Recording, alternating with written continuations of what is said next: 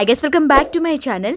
నా స్టైల్లో కుక్కర్లో బిర్యానీ ఎలా కుక్ చేశాను, పర్ఫెక్ట్ మెజర్మెంట్స్ ఏంటి అని కూడా ఈ వీడియోలో మాట్లాడేసుకుందాం. వచ్చేయండి. నేను చేసే బిర్యానీకి 3 hours ముందే నేను చికెన్ని తీసుకొచ్చి ఉప్పు నీళ్ళలో నానబెట్టినాను. ఇలా నానబెట్టడం వల్ల ముక్క మంచిగా ఉడుకుతుంది. దీన్ని శుభ్రంగా క్లీన్ చేసి ఆనియన్ కట్ చేసి పెట్టుకున్నాను. వేడెక్కిన ఆయిల్లో ఆనియన్ ని ఫ్రై చేసుకున్నాను.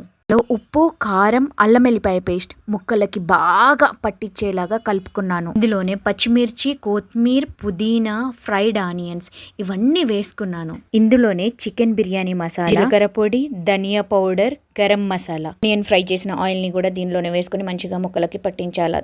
దాని తర్వాత పెరుగు కూడా వేసుకొని కలిపేసుకోవాలి. ఒకసారి కుక్కర్లో కలిపేసి ఉంచిన ఈ మిశ్రమంలో పైనుంచి దాల్చిన చెక్క, గరం మసాలా దినుసులు అన్ని కూడా వేసేసేయాలి. 1 hour వదిలిపెట్టాలి. జీరా వేసుకోవాలి. గంట సేపు నానబెట్టిన బియ్యాన్ని వేసుకోవాలి. గ్లాస్ బియ్యానికి 4 గ్లాసుల వాటర్ తీసుకోవాలి. బియ్యం 50% ఉడకాల. ఇలా ఉడికిన రైస్ ని ముందుగానే కుక్కర్ లో కలిపి పెట్టుకున్న చికెన్ మిశ్రమంలో ఈ రైస్ వేసి పైనుంచి పుదీనా, కొత్తిమీర, ఫ్రైడ్ ఆనియన్స్, చివరిగా నిమ్మకాయ రసం వేసుకోవాలి. ఈ విధంగానే ఇంకొక లేయర్ వేసుకోవాలి. రైస్, పుదీనా, కొత్తిమీర, fried onions, lemon, food colour, ghee వేసుకొని మూత పెట్టేయాలి. ఎక్కువ మంట మీద 10 minutes, మీడియం మంట మీద 10 minutes, తర్వాత సిమ్లో 10 minutes.